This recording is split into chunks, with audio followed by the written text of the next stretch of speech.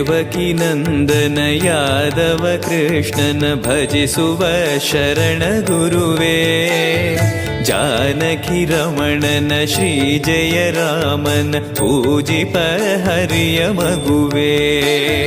ದೇವಕಿ ನಂದನ ಯಾದವ ಕೃಷ್ಣನ ಭಜಿಸುವ ಶರಣ ಗುರುವೇ. ಜಾನಕಿ ರಮಣನ ಶ್ರೀ ಜಯ ರಾಮನ ಪೂಜಿಪ ಹರಿಯ ಮಗುವೇ. ಮಾಧವನ ಮಧುಸೂದನನ ಆರಾಧಿಪ ನಿಮ್ಮ ನಯನ.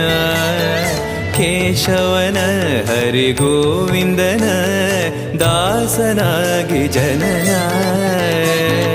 ಪೂಜ್ಯಾಯ